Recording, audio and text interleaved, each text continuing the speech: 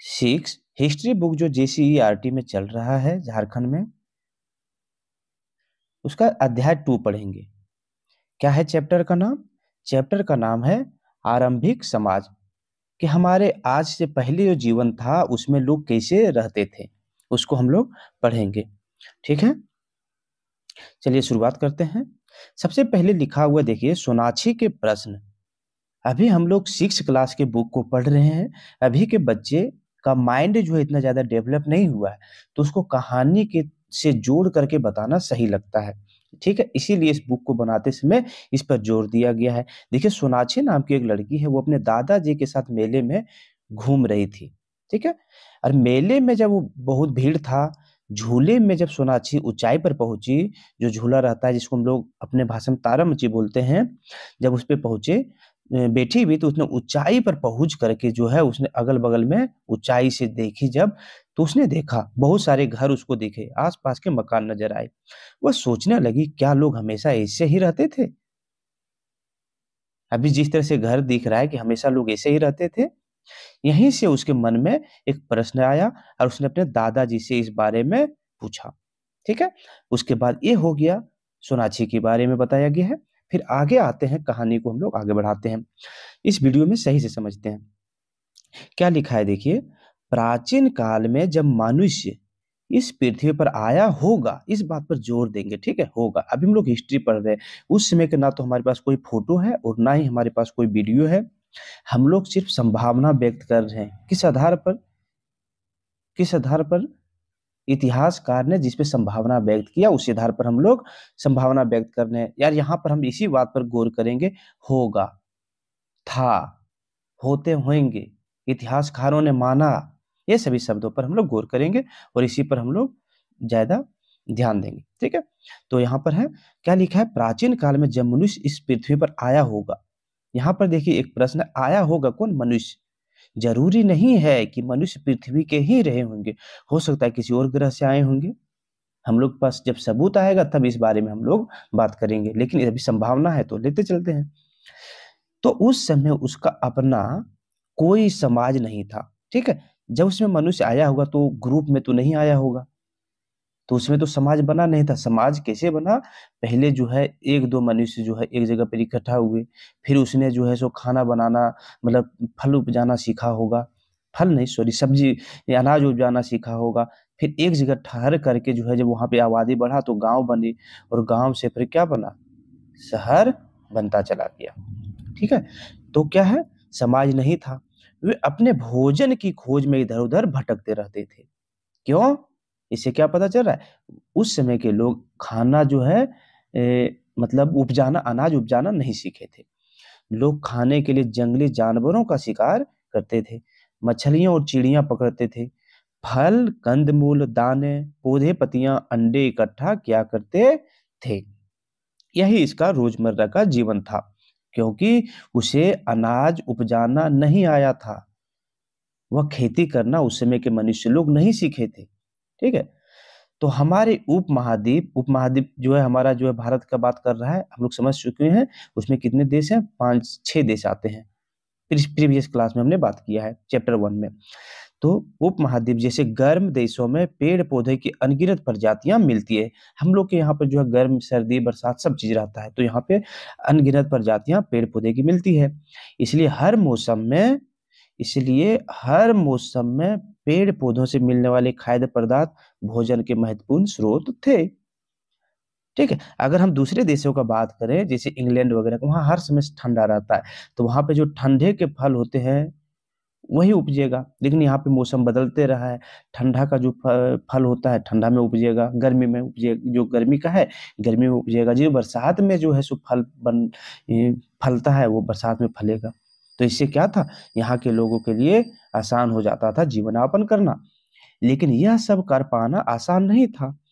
पेड़ पौधों से खाना जुटाने के लिए यह जानना जरूरी था कि कौन से फल खाने योग्य हैं और कौन से नहीं। बहुत सारे फल ऐसे हैं जो विषैले होते हैं, तो यह भी तो जानना जरूरी था। अभी हम लोग जो है वैज्ञानिक तकनीक से इस बारे में पता कर लेते हैं, लेकिन उस समय के लोग कैसे पता करते होंगे?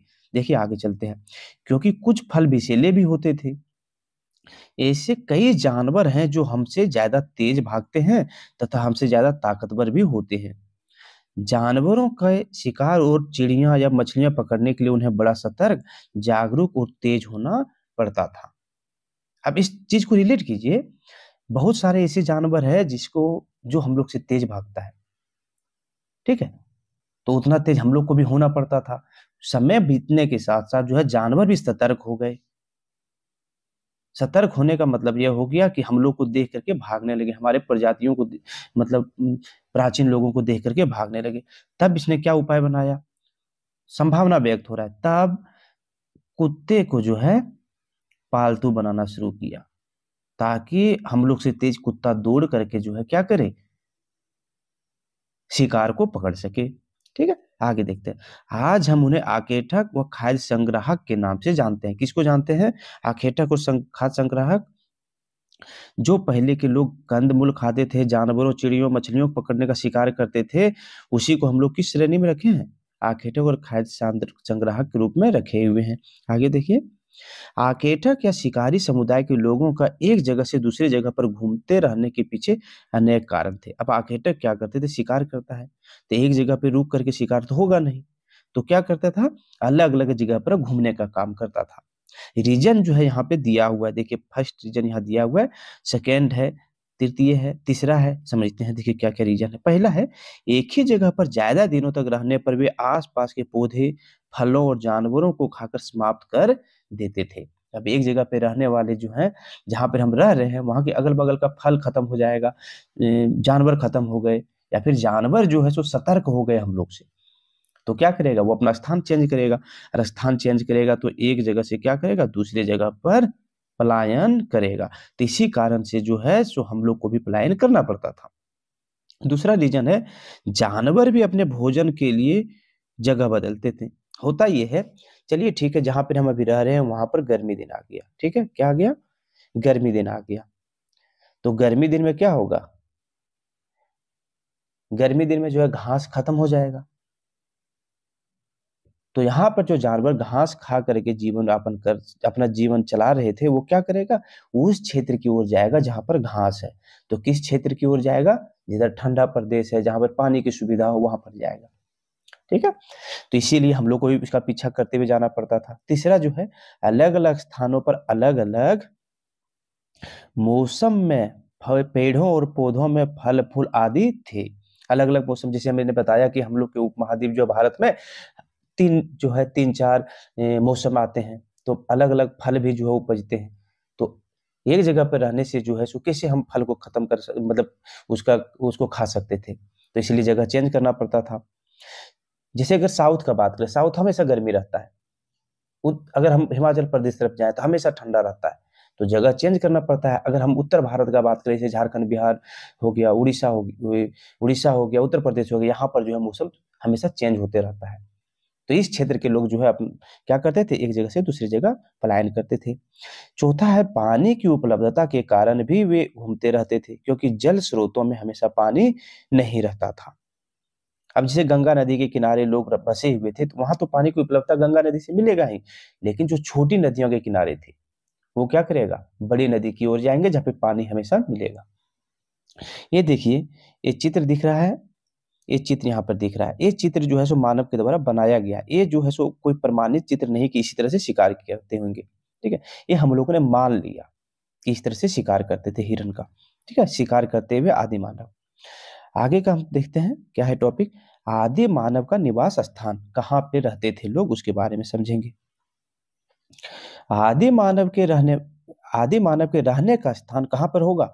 गुफाओं, कंदारों तथा नदी और झीलों के किनारे मिलते थे।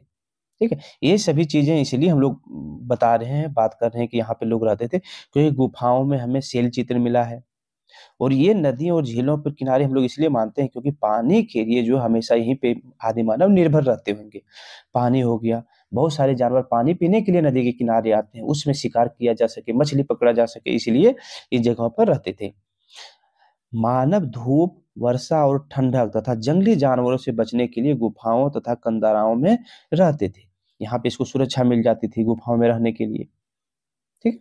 तो ये भी संभावना, इसलिए हम लोग संभावना व्यक्त कर रहे हैं इन चीजों पर कि यहाँ यहाँ आदि मानव लोग रहते थे। अभी भी मैं कह रहा हूँ कि इसका कोई साइज हम लोग के पास नहीं है, सिर्फ हम लोग सेल चित्र से, सेल चित्र उसको बोलते हैं, पत्थरों पर चित्र बनाए हुए जो रहता है उसको सेल चित्र बोलते हैं, मिलता था। देखिए नदियों और झीलों से उन्हें पानी का, पीने का पानी मिल जाता था। जिन स्थानों पर मानव रहते थे उन स्थानों पर अनेक प्रकार के औजारों के अवशेष मिले हैं। देखिए ये भी साक्ष्य था, नदी के किनारे जो है औजारों के साक्ष्य भी मिले, इसीलिए हमने माना कि नदी और झीलों के किनारे जो आदि मानव लोग रहते थे। अब एक चीज और यहाँ पे एक डिफिनेशन मिल रहा है, देखिए उन स्थानों पर अनेक प्रकार के औजारों के अवशेष मिले हैं, उसे हम उद्योग स्थल एवं आवास स्थल कहते हैं। देखिए क्या कहते हैं, सबसे पहले उद्योग स्थल, क्योंकि आदि मानव जहां पर रहते थे वहां पर औजार मिला, क्योंकि वहीं पर रह करके बनाते थे। अभी के समय ऐसा थोड़े है कि हम लोग का किचन, खाना बनाने का अलग रूम बना दिए हैं, सोने का अलग रूम है, अतिथि रुकने का अलग रूम है, ऐसा थोड़े। जहां पे वह रह रहा है वहीं पे औजार बना रहा है। तो इसीलिए उद्योग स्थल भी उसी को हमने कहा और आवास स्थल भी उसी को मैंने कहा जहां पर वे रह रहे हैं। ऐसा इसलिए कि लोग अपने आवास के पास ही औजारों को बनाने का काम करते होंगे। देखिए फिर से इस सवाल को देखिए, इसको देखिए फिर क्या लिखा है, बनाते होंगे, इसीलिए जो है उद्योग स्थल और आवास स्थल दोनों इसको माना गया है। आगे आते हैं, आगे देखिए क्या है, पाषाण कालीन औजारों के निर्माण। पाषाण का मतलब होता है पत्थर के औजार। सबसे प्रारंभिक जीवन जो है साक्ष्य जो हम लोग को मिले हैं यहीं से मिलते हैं, पाषाण कालीन का ही होता है। देखिए बच्चों, क्या आप बता सकते हैं कि औजार कैसे बनते हैं? आज के औजार कौन बनाता है? आओ हम पता करते हैं कि पाषाण कालीन औजार कैसे बनाए जाते थे। उस काल में औजार दो तरीके से बनाए जाते थे। आज हम जो है हम लोग देखते हैं अलग अलग जगह पर कारखाने में औजार बनते हैं, लोहार के घर में औजार बनते हैं, अलग अलग जगह पे औजार बनते हैं, लेकिन उस समय ये सब कोई सुविधा नहीं था। उस समय के आदि मानव लोग इतने जागरूक नहीं थे, इतने समझदार नहीं थे। तो उस समय जो विधियां औजार बनाने की थी उस पे हम चर्चा करेंगे। पहली विधि है क्या, देखिए पत्थरों को पत्थरों से टकरा कर, यानी जिस पत्थर से कोई औजार बनाना होता था उस पत्थर को एक हाथ से लेकर दूसरे हाथ से दूसरे पत्थर से उस पे क्या करते थे, ठोकर मारते थे। देखिए ये बोला, ये क्या कर रहा है, ठोकर मार रहा है ताकि इसको नुकीला बना सके। ठीक, आगे है, आज के हथौड़े जैसा वार किया जाता था पत्थर पर, जिससे धीरे धीरे पहला पत्थर एक निश्चित औजार का रूप ले लेता था। किस तरह से, इस तरह से पत्थर था, ठोकने पर क्या होगा, इस तरह से औजार जैसा बन गया, यहाँ पे नुकीला बन गया ठोकते ठोकते, ठीक है, बन जाएगा।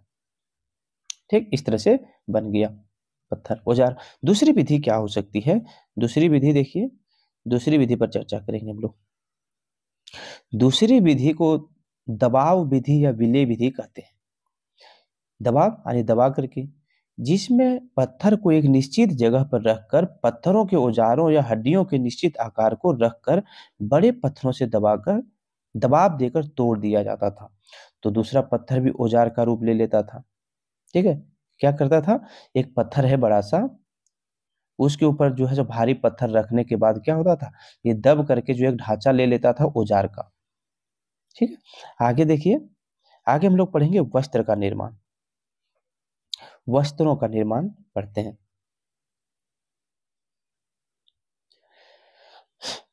पाषाण कालीन मानव जो है जानवरों के मांस का उपयोग अपनी भूख मिटाने के लिए करते थे। पाषाण कालीन मानव, आने पहले के जो मानव थे वो अपना भूख मिटाने के लिए किसका वो उपयोग करते थे, मांस का करते थे, फल का करते थे। ठीक, जब ठंड के मौसम में उन्हें ठंड का अनुभव होता होगा होगा तो जानवरों के खाल तथा पेड़ के पत्तियों को वह ठंड से बचने के लिए उपयोग करते होंगे। हमने पहले बता दिया कि हम सिर्फ संभावना पर बात करेंगे इसमें। ठीक है, पहले जो जानवर जो है सो बड़े जानवर का शिकार हुआ, उसके खाल को रखा गया, ठंडा दिन में जब ठंड लग रहा है उसी को ओढ़ लिए, तो पत्थर पत्ते को जो है सो मोटा करके बना करके पहनने में उपयोग करते थे हम लोग पहले। और उनका यह वस्त्र के रूप में उपयोग किया जाने वाला खाल या चमड़ी अस्थाई नहीं रहता होगा। देखिए क्या बोल रहा है, इसको समझते हैं। संभावना हम व्यक्त कर रहे हैं कि जो आदि मानव लोग थे वह खाल पहनते थे, लेकिन उसका यह वस्त्र के रूप में उपयोग किया जाने वाला खाल या चमड़ी अस्थाई नहीं रहता होगा। अस्थाई नहीं रहता होगा का मतलब क्या है? क्या गर्मी दिन में इतनी मोटी चमड़ी जो है ओढ़ के बैठेंगे? वो नहीं करेंगे, ऐसा बिल्कुल नहीं करेंगे। तो यही बोल रहा है कि अस्थाई नहीं था, ठीक है, टेम्परेरी रूप में था कि कुछ समय के लिए ओढ़ा छोड़ दिया। इसका रीजन बता रहा है, देखिए, ठंड का मौसम समाप्त होते ही वे उन वस्त्रों को फेंक देते होंगे क्योंकि चमड़ों से दुर्गंध आती होगी। गर्मी के दिनों में चमड़ों से दुर्गंध आती होगी, लेकिन इस पर थोड़ा गौर करना है इस शब्द पे, क्योंकि चमड़ों से दुर्गंध आती होगी। इसमें एक एग्जाम्पल हम लेते हैं, समझते हैं पहले इस बात को। हम ये कहना चाह रहे हैं कि सिर्फ संभावनाएं पर ही चल रहा है, ये पूरा चैप्टर संभावनाओं पर चल रहा है। मैं कहना चाह रहा हूँ कि फेंकते होंगे, लेकिन दुर्गंध के कारण नहीं फेंकते होंगे, क्योंकि अभी जो हम लोग को दुर्गंध बहुत बुरा लगता है, हो सकता है कि आदि मानव के लोगों को यह दुर्गंध बुरा नहीं लगता होगा, ठीक है, वह इसका रोजमर्रा के जीवन में उपयोग होता होगा। इसको इस तरह से समझते हैं, कोई माँ जो है, देखना, माँ है, उसका बच्चा अगर बाथरूम करता है, पैखाना करता है, तो उस माँ को बुरा नहीं लगता। उसका अगर बच्चा, बेटा जो है, बेटा अगर पैखाना करता है तो उसको बुरा नहीं लगता है, ठीक है। लेकिन वही माँ है, वही माँ अगर किसी दूसरे बच्चे का, जो दूसरे के बेटे का अगर साफ कर रहा है तो उसको बुरा लगता है। ऐसा क्यों होता है पता है? ऐसा इस माँ के अंदर बुराई नहीं है, बल्कि उस दुर्गंध पे है, ठीक है। कुछ दुर्गंध ऐसे होते हैं जो हम लोग सह सकते हैं उस, और कुछ ऐसे होते हैं जो नहीं सहन कर सकते हैं, ठीक है। जब हम 9th क्लास में जाओगे या तो 8th क्लास में जाओगे तो इस बारे में पढ़ोगे साइंस में, ठीक है। ये सिर्फ मैं अपने बारे में नहीं बता, अपने से नहीं बता रहा हूँ, आप बुक में पढ़ोगे, एनसीईआरटी में। चलो ठीक है, आगे चलते हैं। एक है यहाँ पर, देखिए, यह भी जाने, क्या जानना है? पूरा स्थल। पूरा स्थल किसको बोलते हैं? पहले भी चैप्टर में हमने बात किया था। पूरा स्थल उस स्थान को कहते हैं जहाँ औजार, बर्तन और इमारतें जैसी वस्तुओं के अवशेष मिलते हैं, ठीक है। अवशेष जहां पर मिले उसको हम पूरा स्थल कहते हैं, पुराना स्थल इसको हम ये कह सकते हैं, पूरी तरह से कहते हैं। ये वस्तुएं जमीन के ऊपर, अंदर, कभी कभी समुद्र या नदी के तल में भी पाई जाती है। इसका मतलब ये हो गया, कुछ जगह पे जो है जमीन के ऊपर होता होगा, चलिए जमीन के ऊपर हो गया, ठीक है, ये जमीन के ऊपर कुछ मिल गया आपको अवशेष। कौन सा अवशेष? इमारत, ठीक है। कुछ बस्तियां जमीन के नीचे मिल जाएगी, क्यों? क्योंकि समय अधिक है, समय के साथ जो है हो सकता है बरसात से, मिट्टी के कटाव से जो है नीचे ढकते चले गए, जैसे हड़प्पा सभ्यता समाप्त हुई थी, ठीक है। और कुछ चीजें ऐसी है जो है जो समुद्र के नीचे या नदी के तल में चला गया, क्यों? क्योंकि पहले जो है हम लोग पढ़े हुए हैं कि नदियां हमेशा रास्ता बदलती है। नदी पहले इधर बहा करती थी, अब जो है 100-200 साल, 1000 साल बाद जो है नदी इधर बहने लगी। यहाँ पर हमारा बस्ती पहले बसा हुआ था, तो क्या हुआ? नदी के तलहटी में चला गया, गया कि नहीं? या फिर यहाँ पर भी जो है सो हम लोग रहते थे, नदी पहले इधर बहती थी, इधर बहने लगा, इधर से पहले मिट्टी का कटाव इधर आया, इधर से मिट्टी का कटाव यहाँ आया। समुद्र में भी जो है सो जहाँ समुद्र था वो धीरे धीरे अपना स्थान बदलते रहते, आगे बढ़ते रहेगा। समुद्र के किनारे पानी के लिए, मछली के लिए हम लोग रहा करते थे, तो वहां पर क्या हुआ? सारे चीज, पूरा स्थल जो चीज थे अवशेष, वो चले गए नदी, समुद्र या फिर जमीन के नीचे। अगला टॉपिक है आदि मानव के बारे में जानकारी के स्रोत। क्या क्या स्रोत हैं, इस पे चर्चा करें। पुरातत्वविदों को जमीन की खुदाई, जमीन और झीलों के ऊपरी भाग में पाषाणकालीन कुछ पत्थरों, लकड़ियों तथा हड्डियों के अवशेष मिले हैं। पुरातत्वविद क्या करते हैं? ये पुराने चीजों पर अध्ययन करते हैं। पुराने चीजों पर अध्ययन कौन करते हैं? पुरातत्वविद करते हैं, उसके पास ही सारी जानकारी है। और ये कहाँ पे मिलेगा? जमीन की खुदाई में। ये सभी चीजें जमीन पर भी मिलेगा। क्या मिलेगा? अवशेष, जो घर बना के रहते थे, महल बना के रहते थे, गुफा में बन रहते थे, ये सभी चीजें। झील के ऊपरी भाग में भी मिलेगा, क्योंकि पानी की आवश्यकता थी, तो वहां पे लोग बसते थे। तो यहाँ पर क्या मिला? पाषाण कालीन कुछ पत्थर, लकड़ियों तथा हड्डियों के अवशेष मिले हैं। जब वहां पे रह रहे थे तो वहीं पर क्या होगा? जानवरों के भी हड्डी मिले होंगे, इंसानों को भी मिले होंगे, ठीक है। जिसमें जिससे आदि मानव के जीवन के बारे में जानकारी प्राप्त होती है। और सारे इस चित्र की संख्या इतना दिया हुआ है, नीचे है, देखिए। यह पत्थर के प्राथमिक में प्राचीनतम औजार है। पहले इस तरह के औजार बनते थे, फिर कई हजार साल बाद देखिए थोड़ा सा नुकीला बनने लगा, थोड़ा नुकीला, आदमी चालाक हुए तो, और उसके बाद पूरी तरह से नुकीला, यानी ये हो गया चकमक पत्थर, उससे बनना स्टार्ट हुआ। और ये सारा कहाँ मिला है? पूरा पाषाण काल का हम समय बताए हुए हैं, 20 लाख से लाख से 12,000 साल, 12,000 साल, 12,000 साल पहले, ईसा पूर्व तो पहले, ठीक है, इसे भी हुआ था। उड़ीसा के मयूरभंज में, मध्य प्रदेश के भीमबेटका में, राजस्थान के दिंदवाना में, गुजरात में हिरान घाटी में ये सब चीजें मिली हुई है। छोटा नागपुर, अगर झारखंड का बुक पढ़ रहे हैं तो ये सब चीजें यहाँ से रिलेट तो करेगी ही। तो ये उपकरण, स्थान और युग है। देखिए, पत्थर के कुल्हाड़ी तथा भाले कहाँ मिले थे? झरिया के कोयला खानों में मिले थे, पूरा पाषाण काल युग में। दूसरा है चाकूनामा धारदार पत्थर, ये मिले हैं चाईबासा चक्रधरपुर के निकट संजय नदी घाटी में, नवपाषाण युग के हैं। दूसरा है सुंदर कुल्हाड़ी, यह है बूढ़ाडी तमाड़ में, नवपाषाण युग के हैं। अरे तांबे की कुल्हाड़ियां कहाँ मिली है? बसिया गुमला में, ये ताम्र युग के हैं। जो कि तांबे की कुल्हाड़ी है तो इसका मतलब आदि मानवों ने तांबे का उपयोग करना सीख लिया था। ठीक है, अब हम लोग का अगला टॉपिक है आग की खोज। इसको समझते हैं क्या हुआ है, आराम से समझते हैं। देखिए, मानव जब पत्थरों के औजार बनाते थे उस समय आपस में दो पत्थरों को टकराने पर चिंगारियां निकली होगी। ठीक है, इस बात पर गौर करेंगे, जैसा कि मैं हर बार बोलता हूँ, होंगे पर इस बात पर गौर करेंगे। इसका मतलब यह हो रहा है कि अभी हमारे पास कोई प्रूफ नहीं है कि इसी से ही आग का खोज हुआ है, हम लोग सिर्फ संभावना व्यक्त कर रहे हैं।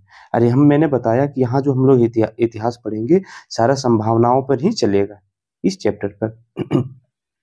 और और इन चिंगारियों के द्वारा सूखी पत्तियों और घास जलने लगी होगी। क्या हुआ होगा? घास जलने लगा होगा। इसी से जो है मानव सीख लिया होगा आग से क्या हुआ है, होता है। ठीक है, घास और सूखी पत्तियों के जलने से ठंड के दिनों में इन्हें राहत महसूस हुई होगी, तभी से मानव आग से परिचित हुआ। आग का प्रयोग अनेक कार्यों जैसे रोशनी के लिए, मांस पकाने के लिए और खतरनाक जंगली जानवरों को भगाने के लिए किया जाता होगा। आज भी जहां घने जंगलों से हाथियों और जंगली सूअरों का झुंड निकलता है वहां लोग लंबी लकड़ियों और बांसों के एक छोर पर कपड़ा बांध देते हैं। चलिए इसको पीछे आकर के फिर से समझने की कोशिश करते हैं। क्या बोला था, क्या बोला गया है?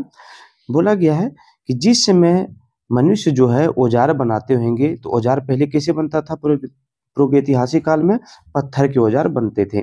तो पत्थर के टकराने से क्या होता है? चिंगारी निकलता है। तो ये चिंगारी निकला होगा और मानना है इतिहासकारों का कि चिंगारी के निकलने से जो बगल में घास रखे होंगे उसको, वो सूखे हुए पत्ती जो है घास है क्या करता होगा? जलने स्टार्ट हो गया। और जलने के कारण ही हम लोग जो आदि मानव लोग थे उसने जो है उसको देखा और उससे ऑब्जर्व किया और उससे ठंड में भी उसको राहत मिली। लेकिन मेरा मानना है इसके पहले भी उसने आग को जरूर देखा होगा। जैसे जंगल में जब दो पेड़ टकराए होंगे, सूखे पेड़ टकराए होंगे तो आग का उत्पन्न हुआ होगा, या फिर बिजली गिरी होगी उससे आग लगा होगा। बड़े जंगली जानवरों को भगाने के लिए भी आग हेल्पफुल होता था। अभी भी हम लोग देखते हैं तो वो उस समय के आदि मानव लोगों ने ऑब्जर्व किया होगा कि जिस क्षेत्र में आग लगा हुआ है, इस एरिया में अगर आग लगा हुआ है तो इसके अगल बगल से कोई भी जानवर यहाँ नहीं आते होंगे।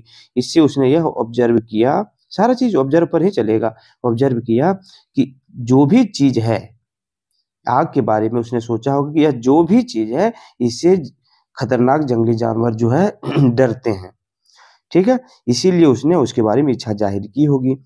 ठीक है, आगे इसमें देखिए अभी भी हम लोग क्या करते हैं, इसके बारे में बात हो रहा है कि अगर जंगली जानवर यानी जैसे हाथी और जंगली सुअर हमारे गांव तरफ आते हैं तो हम लोग क्या करते हैं, लंबी लकड़ियों और बांसों के एक छोर पर कपड़ा बांध देते हैं, इसमें केरोसिन तेल छिड़ककर आग जला लेते हैं और इस आग को लेकर के जब हम लोग और हाथी और जंगली सुअर के पास जाते हैं तो वह क्या होता है, डर के भागने लगता है।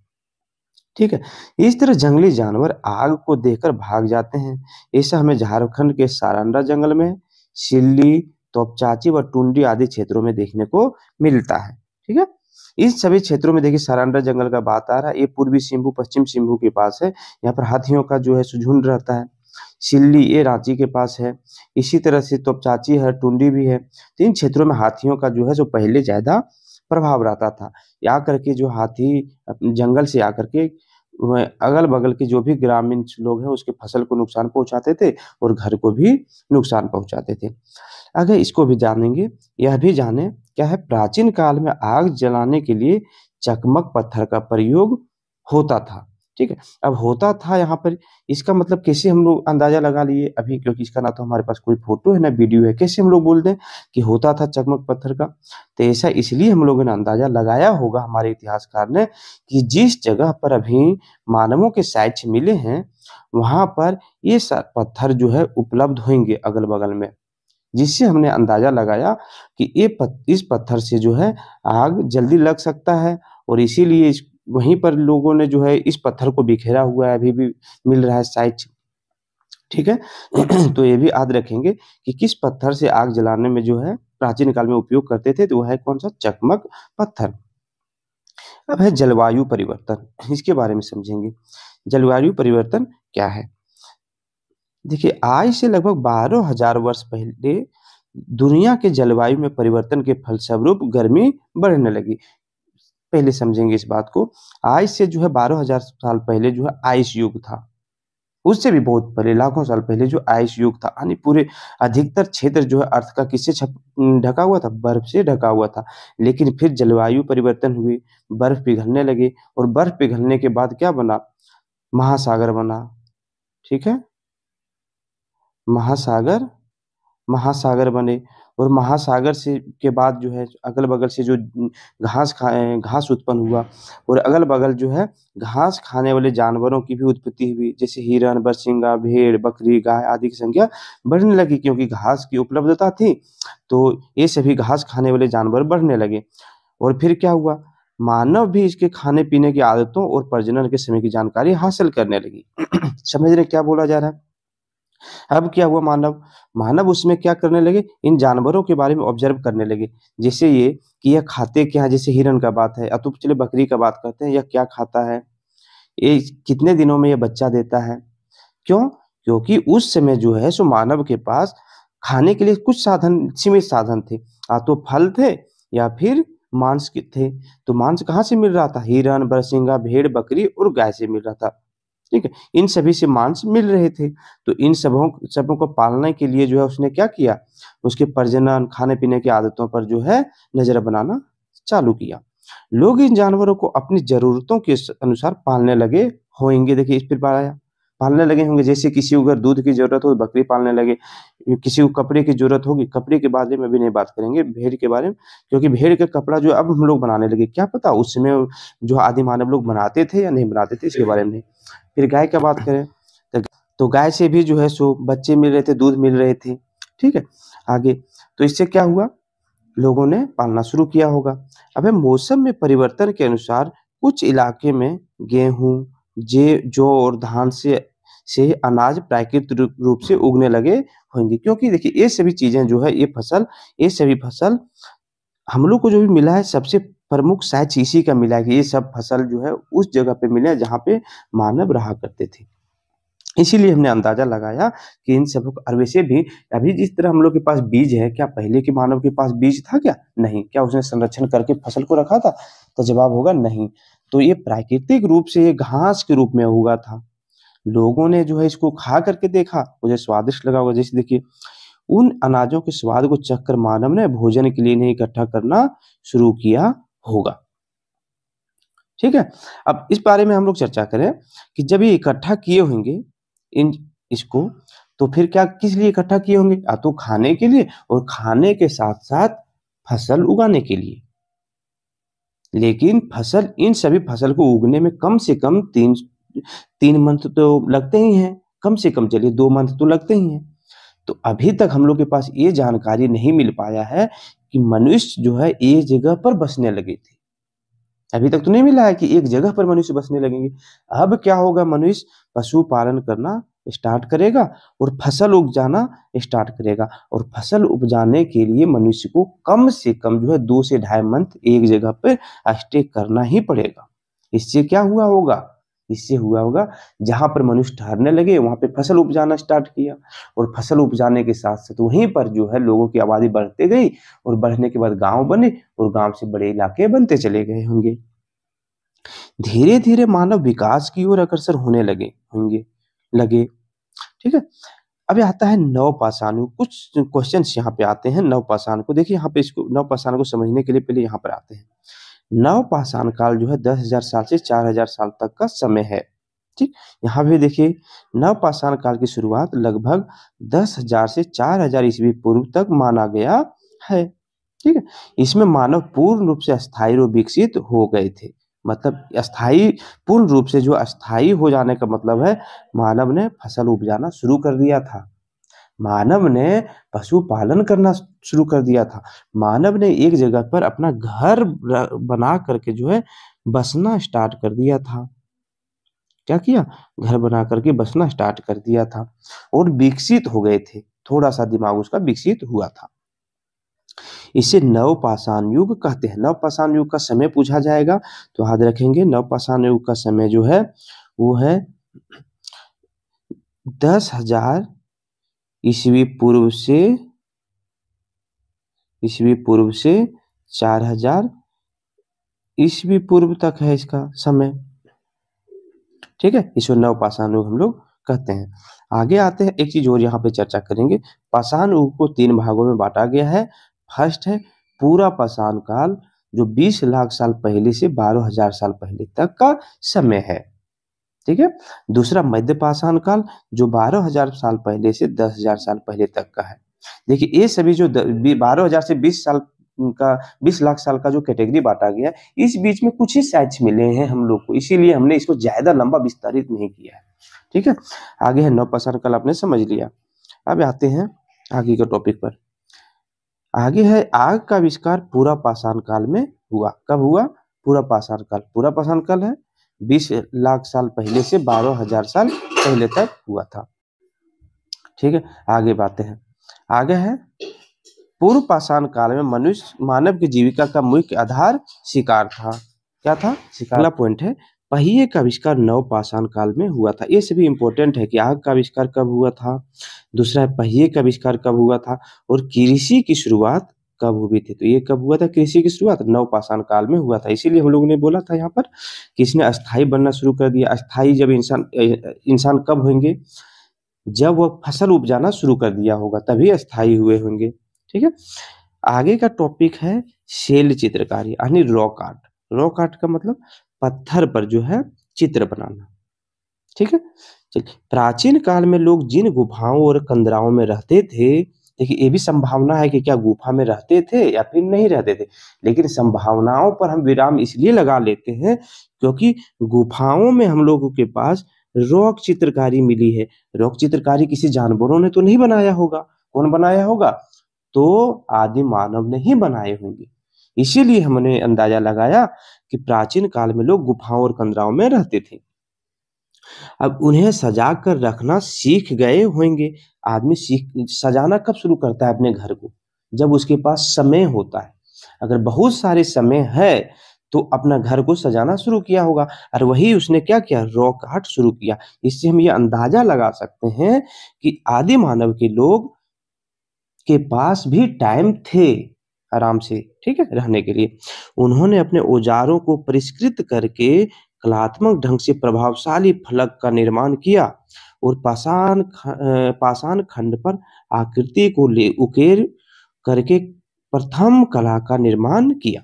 ठीक है, प्रथम कला का निर्माण किया का मतलब क्या होगा? प्रथम कला का निर्माण ये हो सकता है अभी तक जो भी हम लोग जितने कला सीखे हुए हैं, सबसे शुरू में जो कोई हम लोग के पास चित्र मिला है वो कहाँ से शुरू हुआ था? रॉक आर्ट से ही हम लोग को मिला है, इसीलिए हमने उसे प्रथम कला मान लिया। ठीक है, पाषाण खंड का मतलब हुआ पत्थर के टुकड़े पर आकृति बनाना सीखा। पाषाण खंड पर आकृति को उकेर कर प्रथम कला का निर्माण किया, जिसे हम शैल चित्र कहते हैं। यहाँ तक समझ में आ गया है? अपने वर्ड में ही लिखना है। वे इन चित्रों को खाली समय में मेहनत से बनाकर खुशी का अनुभव करते थे। ठीक है, खाली समय मतलब उसके पास समय था। हो सकता है बरसात के दिनों में समय हो या फिर और समय हो। इन चित्रों का विशेष मुख्यता जो होता है वो आखेट यानी शिकार करना। आखेट मतलब क्या होगा? शिकार करना। पशु पंछी, क्योंकि उसके पास यही सब थे अगल बगल में। पेड़ पौधे एवं ज्यामितीय आकृतियों के नमूने होते थे। अब ये ज्यामितीय आकृति कहाँ से उसको मिले होंगे? क्यों, क्या वो मैथ के टीचर थे वहां पर? नहीं, तो ज्यामितीय आकृति उसने स्टार से सीखा होगा। कहाँ से? आसमान में देखकर स्टार को जो है आकलन करके उसने इसको बनाया होगा। ऐसी चित्रकारी में अजंता एलोरा महाराष्ट्र और भीमबेटका, देखिए अजंता एलोरा महाराष्ट्र में है और भीमबेटका है मध्य प्रदेश में, और बिहार के भागलपुर, राजगीर तथा झारखंड के हजारीबाग से प्राप्त हुए हैं। ठीक है, हजारीबाग से कहा? तो ये प्राप्त हुए हैं इसको से प्राप्त हुए हैं हजारीबाग से। ठीक है, ये चित्रकारी देखिए यहाँ पर है। प्राचीन काल की एक गुफा में बनाया गया शैल चित्र। देखिए जानवर का चित्र बनाया गया है, क्योंकि उस समय उसके पास जानवर ही अगल बगल में थे, पेड़ पौधे थे, पंछी थे, इसीलिए उसी को देख करके उसने चित्रकारी करना शुरू किया। अब अगला टॉपिक है बुलु इमाम के बारे में बताया गया। इसके बारे में समझेंगे, इंपॉर्टेंट टॉपिक है। कौन थे बुलु इमाम? बुलु इमाम का जन्म 31 अगस्त 1942 ईस्वी को हुआ था। ये पर्यावरणविद होने के साथ साथ झारखंड में आदिवासियों की कला एवं धरोहर को एक अंतर्राष्ट्रीय पहचान बनाने में जुटे हुए हैं। मतलब अभी भी ये जीवित है बुलु इमाम जी। ठीक है, इन्होंने हजारीबाग के इसको ग्राम में पहले शैल चित्र की खोज की थी। देखिए इसने यहाँ पे रिलेट किया, जो हजारीबाग में जो शैल चित्र मिले थे इसको में, वो कहाँ से किसने खोजा था? तो बुलु इमाम जी ने पहली बार खोजा था। अब एक है कर्णपुरा घाटी में इन्होंने कई और शैल चित्रों की खोज की है। एक है कोहबर एवं सोहराय चित्रकला को इन्होंने अंतर्राष्ट्रीय मंच प्रदान किया है। यानी कोहबर और सोहराय चित्रकला जो है, पहले हम लोग झारखंड के अलग अलग टाइम में यूज हो रहे थे, हम लोग बना रहे थे, लेकिन इसे अंतर्राष्ट्रीय पहचान यानी बाहरी मंच पर ले जाकर के किसी ने अगर प्रदर्शित किया तो वो किसने किया था? बुलु इमाम ने किया था। इन्होंने ट्राइबल वुमेन आर्टिस्ट कोऑपरेटिव के द्वारा कोहबर एवं सोहराय चित्रकला को ऑस्ट्रेलिया, यूरोप व यूके में प्रदर्शनी लगाकर झारखंड की चित्रकला को अंतर्राष्ट्रीय मंच प्रदान किया। जैसा कि मैंने कहा, ये सभी चीजें जो है हमारे स्टेट में पहले से उपलब्ध थी। कोहबर और सोहराय चित्रकला अभी भी बनते हैं, लेकिन इसके बारे में अंतर्राष्ट्रीय मंच पर जो है किसने पहुंचाया? तो बुलु इमाम जी ने पहुंचाया। किसकी मदद से पहुंचाया? तो ट्राइबल वुमेन आर्टिस्ट कोऑपरेटिव की मदद से इसने पहुंचाया। ठीक है, इन्होंने झारखंड की जनजातीय कला एवं संस्कृति पर कई फिल्मों का निर्माण किया, वह कई पुस्तकें भी लिखी। इसी योगदान के लिए इन्हें वर्ष 2011 में गांधी अंतर्राष्ट्रीय शांति पुरस्कार भी मिला है बुलु इमाम जी को। अब ये बुलु इमाम जी का चित्र है, देखिए, और ये बुलु इमाम जी देखिए कोहबर चित्रकारियों के साथ जो है सो आपको दिख रहे हैं अगल बगल में। अभी भी बहुत सारे ट्राइब हैं जहां पर वह अपने खाली समय में दीवार पर जो है ऐसी चित्रकलाएं बनाया करते हैं।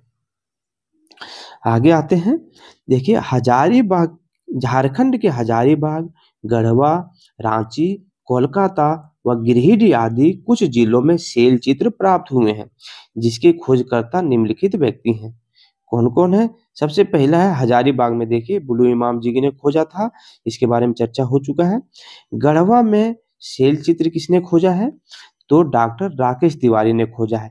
जिसमें हम झारखंड का टॉपिक पढ़ेंगे उसमें हम यह बताएंगे गढ़वा जिला के किस जगह पर जो है डॉक्टर राकेश तिवारी ने इन शैल चित्रों को खोजा है। देखिए आगे यहाँ पर जो है इसने बताया भी है, उस पर भी चर्चा करेंगे। रांची के बारे में है, रांची में डॉक्टर बिंदुला जायसवाल जी ने जो है क्या किया है? शैल चित्र का खोज किया है। कोडरमा गिरिडीह इलाके में जो डॉक्टर AK प्रसाद ने इसकी खोज की है। ठीक है, अब देखिए यहाँ पर इस टॉपिक पर शैल चित्र भावनाथपुर गढ़वा। शैल चित्र कहाँ मिले हैं? भावनाथपुर गढ़वा जिले में मिले हुए हैं। एक किसने खोजा है? तो राकेश तिवारी जी ने खोजा है। गढ़वा के शैलाश्रय भावनाथपुर प्रखंड के घने जंगल में कैमूर पर्वत पर अवस्थित है। ठीक है। यानी गढ़वा के शैल चित्र जो है वो कहाँ पर है? गढ़वा में भवनाथपुर प्रखंड के कैमूर पर्वत पर अवस्थित है। कैमूर की ये पहाड़ियां चूने पत्थर की है, ठीक है, जो शैलाश्रयों के प्राकृतिक रूप से सर्वदा अनुकूल है।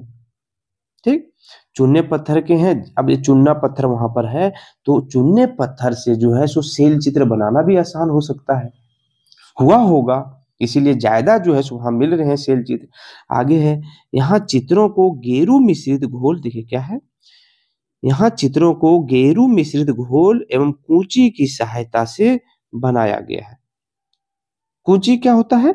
कूची होता है, जैसे हम लोग देखते हैं घर में जब पेंटिंग करते हैं घर में, तो इस तरह का डंडा रहता है और इस तरह का ब्रश बना हुआ रहता है बाहर में। अब क्या करते हैं हम लोग, डंडा को जो है सो चुनने के पानी में डुबाते हैं तो पेंटिंग में, और उसको दीवार पे पेंट करते हैं, इसको कुची बोलते हैं। ठीक है, अभी क्या है आगे, अधिकांश चित्रण प्राकृतिक शैली के हैं। आगे प्राकृतिक शैली का मतलब क्या होगा? प्राकृतिक शैली मतलब अपने इन सभी शैल चित्रों में उसने क्या किया है, प्राकृतिक रूप में जो भी चीजें पेड़ पंछी जानवर इन सबों को स्थान दिया है। पशु चित्रों का रेखांकन बड़ा ही स्वाभाविक है। ठीक, आगे, इन पशु आकृति में हिरण एवं बरहसिंगा प्रमुख है। इन शैल चित्रों में चिन्ह एवं संकेत भी देखने को मिलते हैं। अब ये चिन्ह और संकेत जो मिले हैं, इसके उसने क्या आदि मानवों ने हम लोगों को बताया है, या तो अपने लिए उसने क्या बनाया था, अभी तक हम लोग समझ नहीं पाए हैं। ठीक है, आगे देखिए, शैल चित्र हजारीबाग का इस्कोग्राम यहाँ पर मिला है। अब हजारीबाग जिले के बड़का गांव प्रखंड में अवस्थित इसको गांव की पहाड़ी में शैल चित्र की खोज बुलू इमाम ने की थी। यहाँ 3 शैलाश्रय स्थल शैल चित्र मिले हैं। ठीक है, 3 जगह मिले हुए हैं, कौन कौन सा है? एक है पहला, यह एक पहाड़ी के अंदर विद्यमान है, यह काफी बड़ा है, इसके अंदर एक नाला है जो सालों भर बहता है। इन नालों से मध्य पाषाण कालीन प्रस्तर औजार प्राप्त हुए हैं, जिसमें मध्य पाषाण काल में मानव के इस क्षेत्र में रहने की पुष्टि होती है।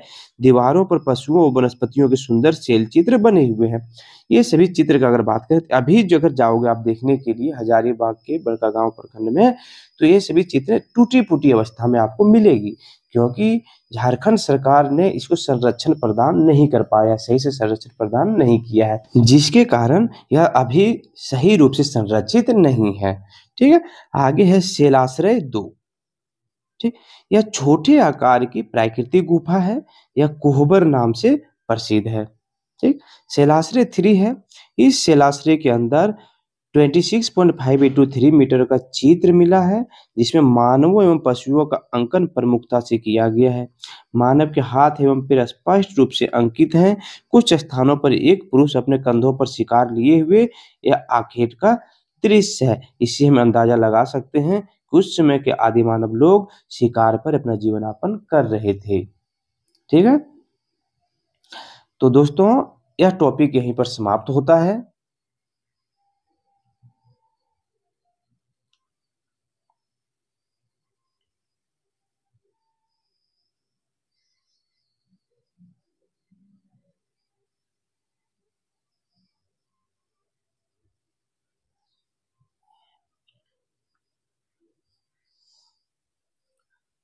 तो दोस्तों यह टॉपिक यहीं पर समाप्त होता है। अब अभ्यास आ गए हैं, आप देख सकते हैं।